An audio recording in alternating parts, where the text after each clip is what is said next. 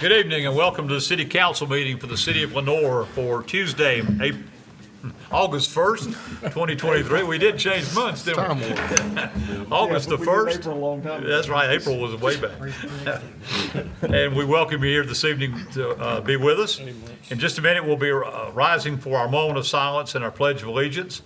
I don't think we had anything going on. I know we had a whole lot of damage going around all over the community. Thank you guys for all your hard work on that. I know it's been a tough time with tree limbs and debris and all kind of things. And I got a couple of calls when I got back into town for Monday about things going on. So appreciate the hard work that all you guys are doing on that to get it straightened out. I know it'll take some time, but we just have to do it when you can and hard as you can and get it cleaned up, so we appreciate that. All right, if you will, let's rise, moment of silence, and remain for our pledge.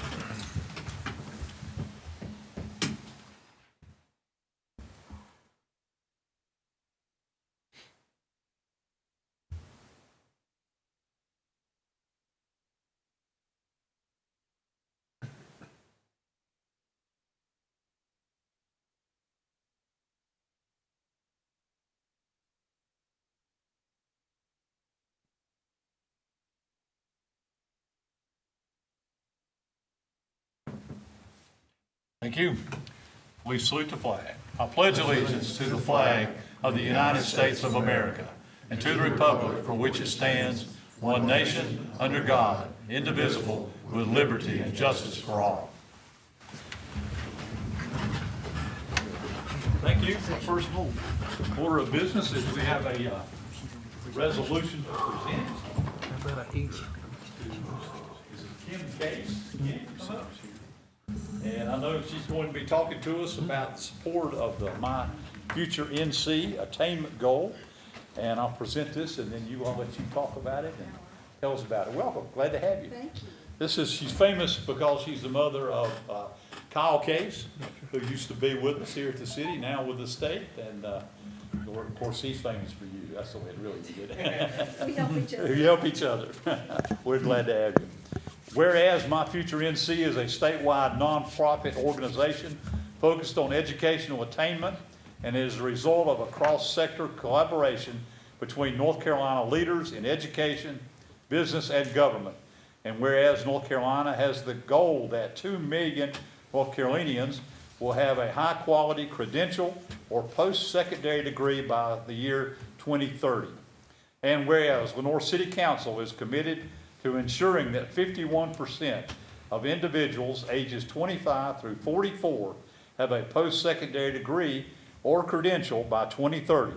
And whereas the Lenoir City Council agrees that North Carolina faces a gap between the projected needs for citizens with high-quality credentials or post-secondary degrees and the attainment of those high-quality credentials or post-secondary degrees. Now, therefore, be it resolved that the Lenoir City Council supports and endorses the attainment goal of My Future NC that 2 million North Carolinians should have a high-quality credential or post-secondary degree by the year 2030, and the Lenoir City Council supports and adopts the local educational attainment goal of 11,159 individuals with a high-quality credential or post-secondary degree by 2030 in Caldwell County. And the Lenoir City Council, along with leaders in business, education, state and local government, and community organizations, will continue to foster collaboration to achieve the goal by developing an action plan, defining success with measurable outcomes, executing on the action plan, and sharing successful practices with My Future NC and peer communities. Adopted this the first day of August 2023. Thank you very much. Thank you. You're very welcome. And we'll shoot a picture, but we'll let you talk first and whatever you'd like to. All right. I'll lay this here. And Okay.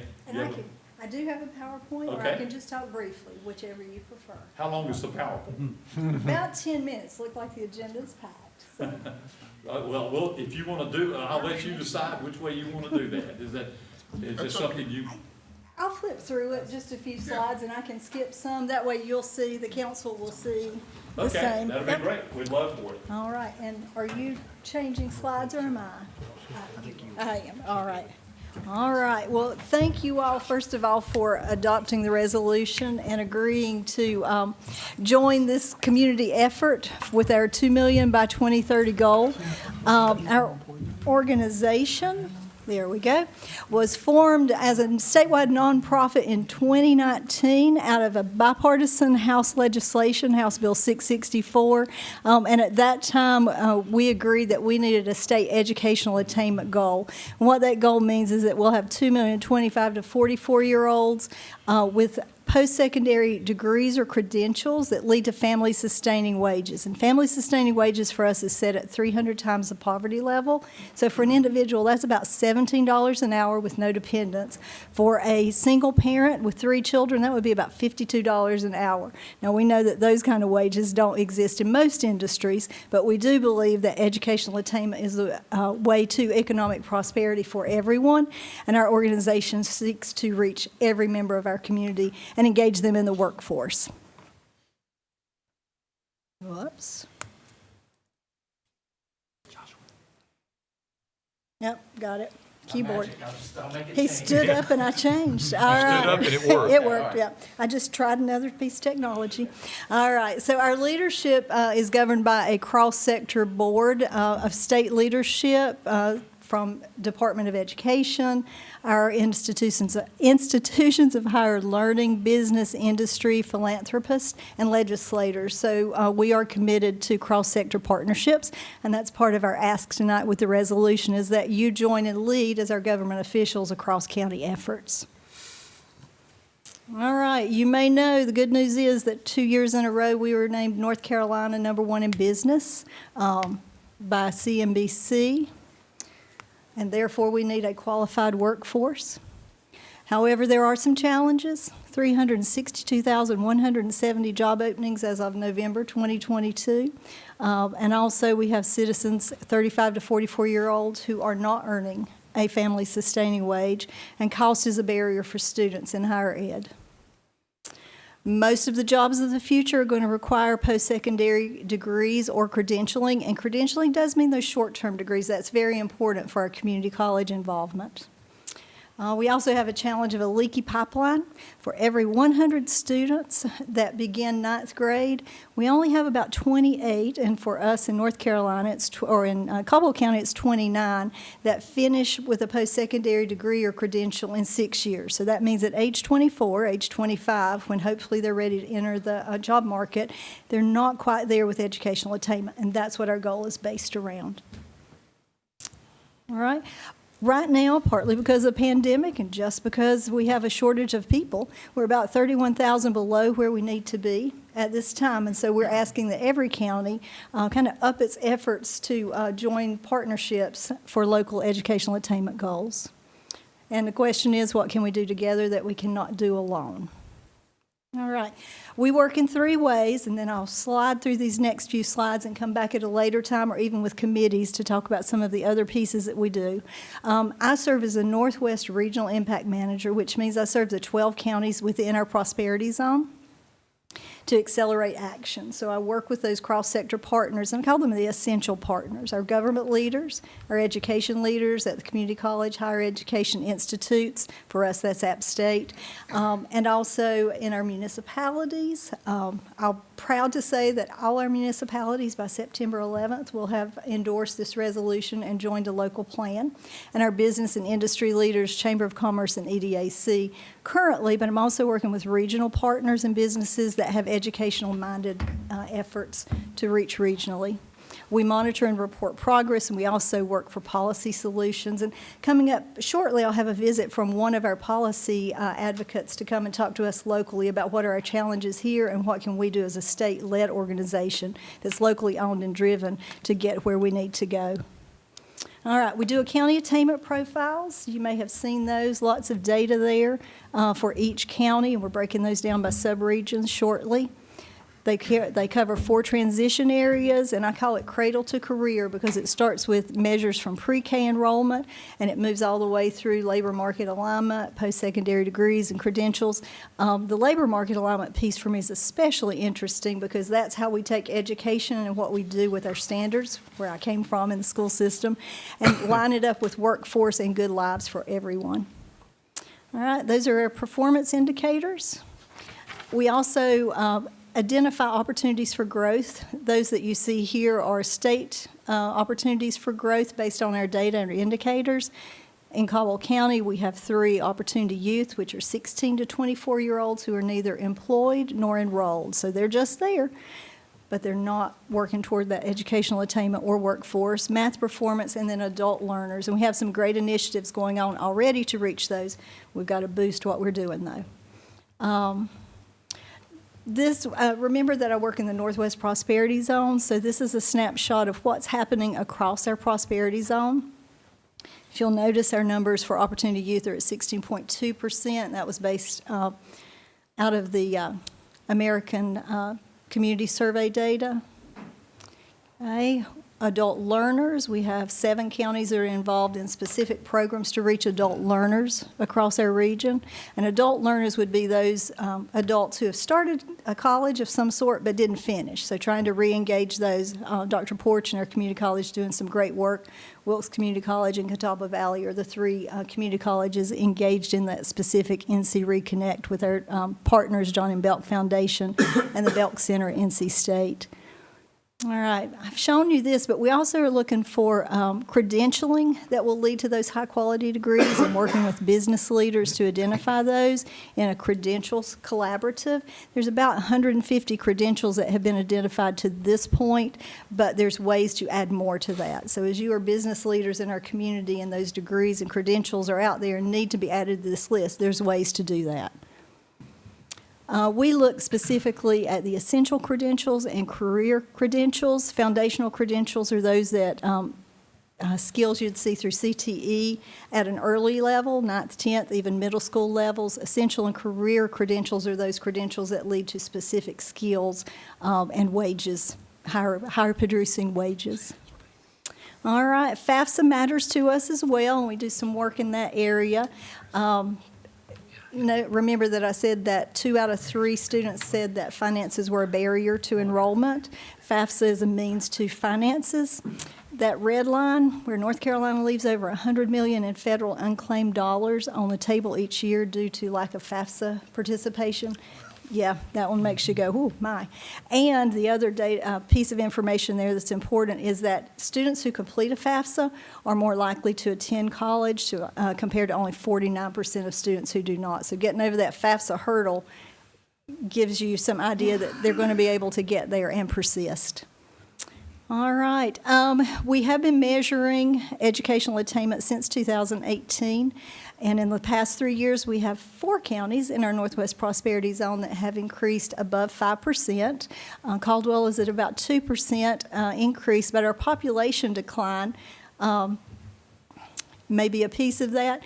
But if you'll notice across the region, our number of post-secondary degrees and credentials grew 8%. So just make sure and dig into the data a little bit and see what does that mean. And that's part of my role as well, is to work with communities and counties to look at these specific pieces and go, what does that mean for us specifically, and what can we do about that? All right, you have chosen to adopt our stretch goal. 11,149 individuals, or 51% of our population is what we anticipate. We need to reach our goal and do our share of the $2 million by 2030. When we do all the things that we're going to do, we should reach a little over 9,000. What we need are about 2,000, 2,100 more individuals. And so hopefully, as we join together and work on our local plan and execute it, we'll be able to reach that goal. All right. These are the other partners from our local government, local partners, and our regional partners who have already endorsed that resolution. And the next steps you have already taken or will with this, so I appreciate it. And I'll be glad to answer any questions or come back at a later date in different formats and give you more information. So thank you. Thank you. I do have a quick, Sure. at what point in the K-12 spectrum do you begin with career counseling, is that standardized or is it left up to, can you explain that? Well, that's a great question, and one of those things that we're interested in. As a former elementary principal, I advocated for awareness of careers immediately. You know, just what are your parents doing? What do you do? How do you want to work? Formally, we start with career and technical education courses in middle school. One of the policies that we've advocated for is middle and high school career plans that are mandated and workable plans, not just a plan to put a plan on paper, but something where you really work with the student, think about what their interests are, what are their aptitudes, and help get them thinking. Sixth grade, having been a middle school teacher, is a little too young to know what you want to do for life. Sometimes I think 50 is a little too young to know what you want to do for life. But you know what you're good at and what is satisfying. And that financial literacy piece, what's the part that you need to be able to work independently and be independent as an adult? That does matter. So all of those come together, but very interested in starting that career exploration earlier in ways that make sense for the itty bitties too. Okay. Thank you. Sure. Any other questions for Kim? I know there's probably a lot we're trying to think of, and we'll take it in, and, I'd like to have her back. yeah, for a- No, we'd like to come back and thank give you. us some follow-ups and see how everything is going with it. Well, thank you. on I'll that. be glad to. Our next steps are to think about some focus groups and community groups. So if you're involved in organizations that might be interested in really digging down into those county profiles, the data we have, one piece that's been really exciting for me is that those profiles are a great starting place. It's not the only thing. We all have data in our individual areas and in our lanes that we can dig into and figure out what does that mean. The stories behind the data, because numbers are just numbers. It's the people behind the numbers and what does it mean for you as an individual. And so locally, and that's our hope with, well, in my role and as we have regional impact managers, we can dig down into what does it mean for a community. One of the requirements is that I live in the region I serve, and so do the other 7 of our regional impact managers across the state. Okay. Thank you. Let's shoot a picture. Come on down, council, and we'll take one, make a resolution.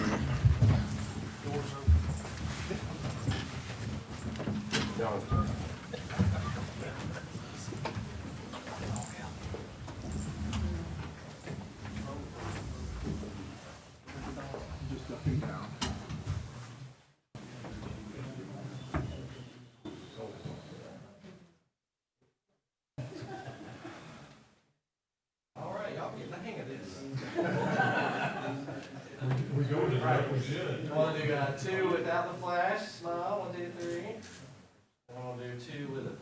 1, 2,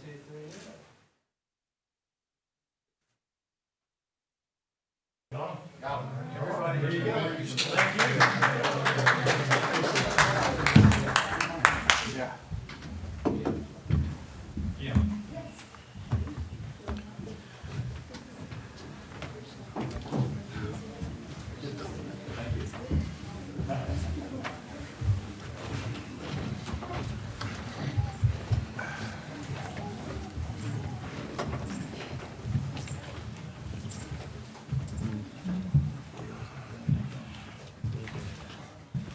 Again, thank you, Kim, for being with us. We certainly appreciate that, and we'll look forward to keeping and following and seeing where we are and what we can do to continue that. One announcement I forgot to make at the start was we need to say congratulations to our own planning director, Hannah Williams, for the birth of baby Maris this past week.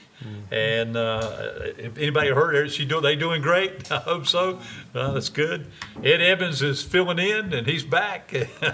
We're glad that you're around, Ed. We appreciate you being Johnny on the spot for us to come in. So we do. But we wish Hannah and Garrett all the best with the baby Maris, and we hope that he must have been a fan of Roger Maris or something. I don't know. Anyway.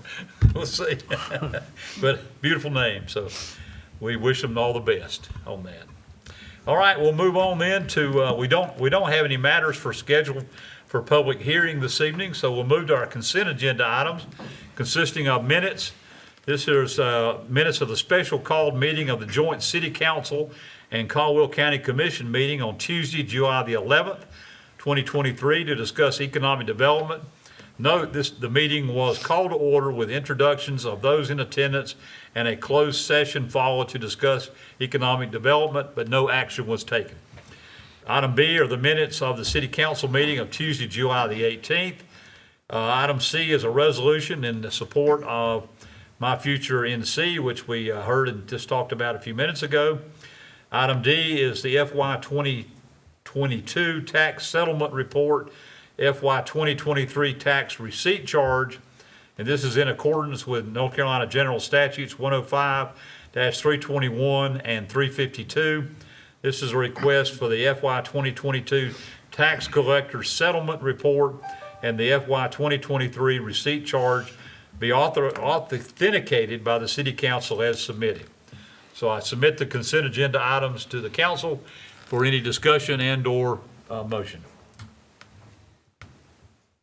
Mayor, I make a motion, we approve the consent agenda items A, B, C, and D as submitted. Thank you. Have a motion from Councilmember Purdue to approve the consent agenda items A through D as presented. No other question. All in favor, please say aye. Aye. All opposed? Thank you. That carries unanimously. All right, we'll move on then to requests and petitions of any citizens. That anybody would like to address us, we welcome everyone. Kimmy, we welcome you here tonight to the council meeting. Thank you for being a part and wanting to be involved in the city. We do appreciate that very much. I'm glad you're here. Any of our department heads, anybody have anything that you want to bring before us at all? Okay, we'll move on then. We do not have any reports of our boards and commissions this evening. So we'll move on to the report and the recommendations of the city manager, Mr. Hildebrand. Mayor, Council, tonight, a couple items for information. Friday night, we have a summer concert series. Soul Watt will perform downtown stage August 4th, begin at 7 o'clock. And this is rescheduled from July due to a rain event. The annual Romby Festival will begin on Saturday, August 5th, and ends Friday, August 11th. And there's a variety of events scheduled throughout the week, and those can be found on our website, cityoflenore.com, and all will be held at the MLK Center. A downtown cruise-in scheduled for Saturday, August 5th, beginning at 3 p.m. in the downtown area. The ABC Board will meet on Thursday, August 10th at 2 o'clock. The Lenore Tourism and Development Authority will meet at 4 o'clock on August 10th, Thursday, and that will be third floor City Hall. The Lenore Business Advisory Board will meet on Thursday, August 10th at 6 o'clock in City Hall. And then the City County Service Committee will meet on Monday, August 14th at noon. And that's all the information I have. I would also mention tonight begins, I think they're working to repair on the bridge at Countryside Drive. So I guess a lane of 321 is going to be shut down as they work on that this evening. So hopefully that'll go well, and within a couple days that should be complete. And they're going to do it for several evenings. Well, I think the goal is sooner, one evening would be fine, but they may be 2 or 3, depending on how much work they get into and how fast they can get done. So, is that correct? Okay, That's all I have. all right. Any questions of Mr. Hildebrand? Any other issues of anything from the storm damage or anything we need to bring up or talk about? Picking up limbs, Picking up limbs, we know Brush. that's going on. fixing pipes. Fixing, okay. Well, I hope there's not too much out there, but I know there always is when you have a. It's only money. Don't put it quite that way. That's what it is. That's what it is, isn't it? All right. On that note, we'll move on then. Any report and recommendations of the city attorney? It's only money. Only money. No, nothing to report. Okay. Thank He you, knows sir. it's your money. Hey, that reminds me, when's the deadline to sign up? Run for office? It's passed. This fast. Hey, do our city attorney? Yes. For now. For now, that's right. It's only a matter of money. That's right. All right, we'll move on then. From the mayor's office, we do have a couple of board appointments to present to you. We talked about these at the last meeting. This would be for the Board of Adjustments. The recommendation is that Michael Correcchio, who serves on our planning board now, which is how the Board of Adjustments is made up, would be appointed to serve as an alternate to the Board of Adjustments to fill a vacancy that we have there, and that would expire on June the 30th of 2025. And he like I say, he currently serves on the Lenore Planning Board, and this is in how we normally do this. This was announced at the July the 18th meeting. The other one would be a board appointment to the Lenore Tourism Development Authority. This would be and I can't answer that. My daughter, I'll call her back. Would be for the Tourism Development Authority. This is a recommendation for Karen Davidson to be appointed to serve a 4-year term on the Lenore Tourism Development Authority, and that it would expire June 30th, 2027. This appointment was announced also at the July the 18th meeting. As you know, the Tourism Development Authority is made up of those who actually handle the occupancy tax and that kind of thing, and Mrs. Davidson, they run the Highland Thistle Bed and Breakfast. It was formerly Rose, Irish Rose. Irish Rose, thank you, Well, the sir. members of that committee need to be involved in that industry. Tourism. Right, that's exactly right. Yeah, that's how it's made up of the members of that board. So those two recommendations I make to you for appointments to our hardworking boards that we have. Mr. Mayor, Yes, sir, do you need a motion? I do. I'd like to make a motion that we accept both of your appointments. Okay, thank you. I have a motion from Councilmember Stevens that we approve the appointment to the Board of Adjustments and to the Lenore Tourism Development Authority as presented. If no other discussion, all in favor, please say aye. Aye. All opposed? Thank you. That carries unanimously. All right, we'll move on. Any report and recommendations of any of the city council members? Anything going on? Any report from the Rotary's big, For the raffle, yeah, you didn't win. I know that. I saved my tickets. We did have a winner, David Toon, who lives local, Okay, and so we were glad it was a local winner, and he, I think his winning was $7,840 yeah, pre-tax. pre-tax. Right. So we appreciate the city helping us. That does remind me, let me, I think I do have a check here for, that we agreed to split our profits with the Downtown Foundation, and pass that over to Mr. Hildebrand. Okay, thank you. I knew there was some reason I asked No, you I'm glad that. you did that. I would have forgot that. Yeah, That worked out perfectly, didn't it? did. Thank you to the Rotary Clubs for doing that. Worthy cause, of course, and what is done with Caldwell Rotary and Lenore Rotary. The other Rotary Club, that was just the two that were involved. Two, right? that's all that are Okay. active now is Okay, Lenore well, and appreciate Caldwell. all the Rotary Clubs do, and then for doing that and giving money back to the community. So that was well done. Anything else to come before us that we need to discuss? If not, we stand adjourned.